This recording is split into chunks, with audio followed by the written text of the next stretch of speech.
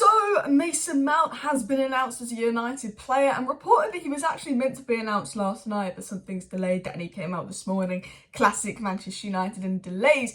And I'm sure you're aware Mason Mount has been announced, so I'm not going to spend too much time talking about him being announced and all of that. But I have to say the Mason Mount transfer has really grown on me now that he's been announced. The more and more information that's come out and done research into his game and all of that, you can see that Ten Hag really wanted this player, has big plans for this player, and this player is going to be a big part of Ten Hag's system. The even better thing is the Chelsea meltdown. The fact that Chelsea having a complete meltdown over this transfer makes it a little bit more exciting as a United fan. And I have to say I wasn't the biggest fan of Mason Mount coming in at first, because I always said, oh, we need someone a bit more defensive. But with news coming out pretty much today confirming United will be looking at Amrabat and potentially Lavia, as well as Mason Mount, has made me a lot more excited with the Mount signing, because we do need another midfielder.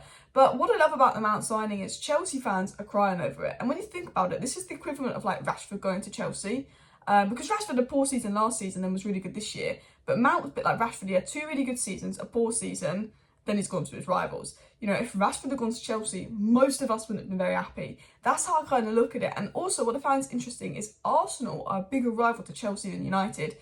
They're not that bothered about Havertz. They're like, oh, we got 65 million. Yeah, Havertz can go to Arsenal. They're mad about Mount. And that says a lot, because although Chelsea fans gave Mount a bit stick, they know Mount's a good player. They don't rate Havertz as much. They know Mount's a good player. He was their player of the year two seasons in a row. And, you know, Mount is very crucial to what Ten Hag wants to do. Mount is who Ten Hag wanted and really pushed for.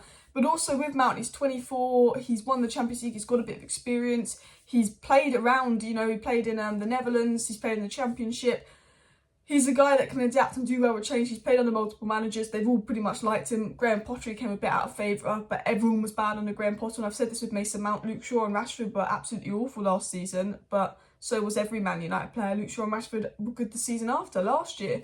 You know, good this season. I guess technically last season, the season before, but you know what I mean. Whereas I think, you know, Mason Mount isn't a bad player. He was a poor season because it was just a poor season for Chelsea. How many players were awful for United under Rangnick and really good under Ten Hag? Rashford, Luke Shaw, Bruno. But we knew they were good players because they were good before the Rangnick Ole season disaster.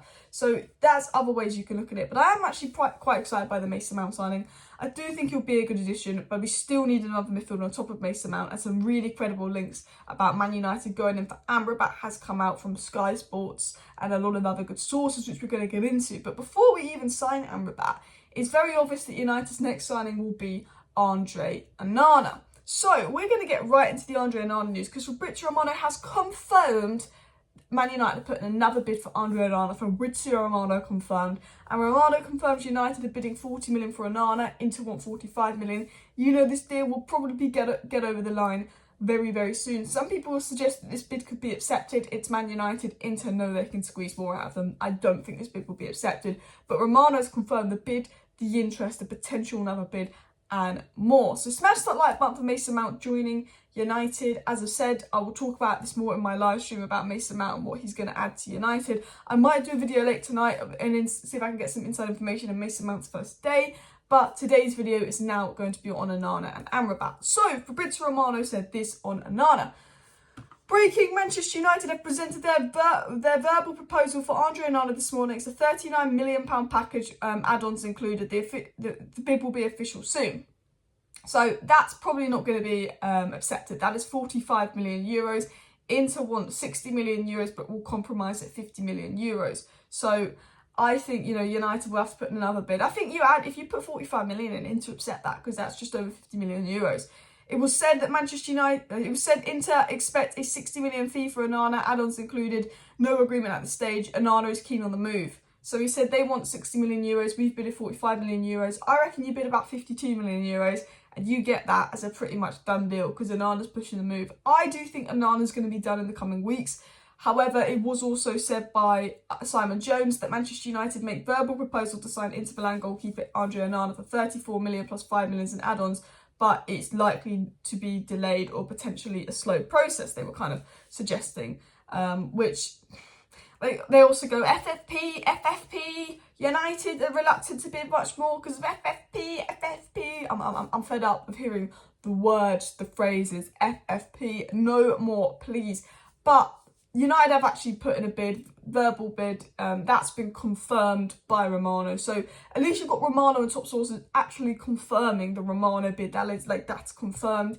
And United, when they put in a bid, they always bid low, and then they come back with a higher bid, and then they come back with a higher bid. They're not going to put in a bid if they don't plan on signing this guy. I think they're going to release stories that they're looking at the Feyenoord keeper, and Dean Henderson's going to stay, and it's all going to be a negotiation tactic. And this is going to drag on the next, I'd say, hairs everywhere, next week and a half. I think Onana to United will be done. Another deal I think could be done is another midfielder. Now, I want to get into the Lavia and, of course, Amrabat news. Potentially, Amrabat is a lot more credible than the Lavia news. We spoke about Amrabat literally 2 days ago, reports coming out that personal terms were agreed and all of that. And I said, you know, I don't believe that personal terms were agreed, but I said this would be a really smart move from United. It'll be 25 million. We know how good Amrabat was in the World Cup, in the Conference League final for Fiorentina. Fiorentina open to selling him, could play next to Casemiro, can cover Casemiro. This is a really good bench signing. Well, lots of reliable journalists have confirmed Amrabat is on United's list, and actually top sources have confirmed it's like Amrabat is the next midfielder they want. There's a little bit of Lavia here and there, but it seems to be Amrabat. So we obviously had Ty Marshall of the Manchester Evening News. He basically came out and said that United are considering signing a second midfielder this summer, and they've been looking at Lavia. He started off saying, United do want a second midfielder this summer. It will depend on if they sell Scott or Fred. They have been looking at Lavia. But he also said that Manchester United have been linked with a move for Fiorentina and Amrabat, with him having worked under Ten Hag at FC Utrecht. Now, I didn't actually know he worked with Ten Hag at FC Utrecht. I didn't know that. I probably should have known that. But what do we know about Ten Hag? Ten Hag always signs players that he's familiar with and potentially worked with. Eriksson went to Ajax and kind of worked with Ten Hag when he was recovering from his heart attack. Anthony worked for Ten Hag. Obviously, Lissandro worked with Ten Hag. Frankie de Jong, who we dreamed of, obviously worked with Ten Hag. Casemiro didn't work with Ten Hag, but that's such a big name, obvious signing. Mason Mount hasn't worked with Ten Hag, but Ten Hag tried to sign him at Ajax, so Ten Hag's familiar with the player.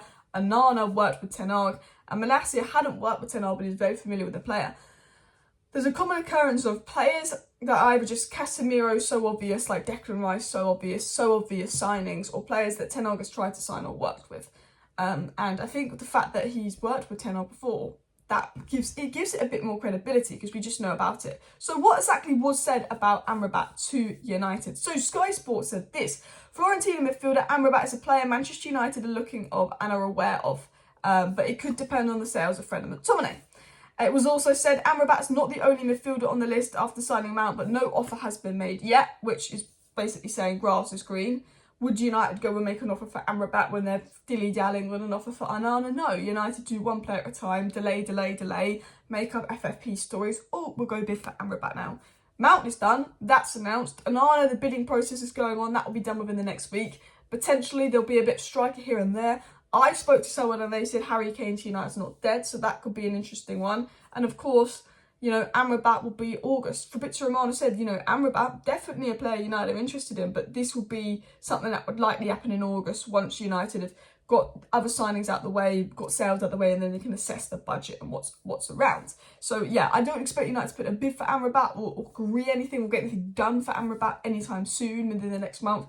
But I really actually am happy to see that a lot of sources and good sources are coming out and saying, look, Amrabat's a player of interest. They do want another midfielder. It's very clear Ten Hag wants another midfielder. And I've been saying this in my live stream last week. I said in my live stream last week, it's very obvious that it's Onana, Højlund, Mount. But I think the fact that we made Mount number one priority and went all out for Mount, Ten Hag wouldn't do that if he wasn't expecting to bring in another midfielder. Because you have to bring in another midfielder to come out, and he's not stupid. And I said, watch August. I think we'll get another midfielder in. We like Lavia, we like Amrabat. Amrabat will be cheaper, potentially more realistic because Liverpool aren't pursuing him.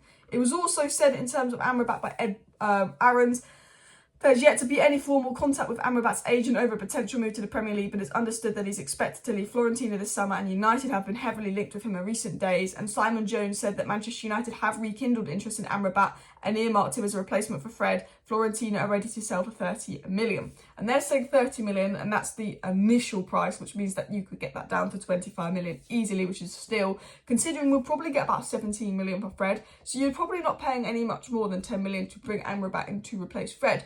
but it's basically said, look, the reports that United agreed something with Amrabat's not true. They've not put in a bid, like nothing's been done, but they've registered an interest. Interested FC, monitoring FC, you know the drill, that is United. We're interesting FC, we're monitoring FC, but it's like, oh, if we sell Fred to Fulham for 17, 18 million pounds, we go sign Amrabat. If United actually tell Amrabat, we're coming for you, he could potentially wait for that move as well. And it's a pretty affordable price.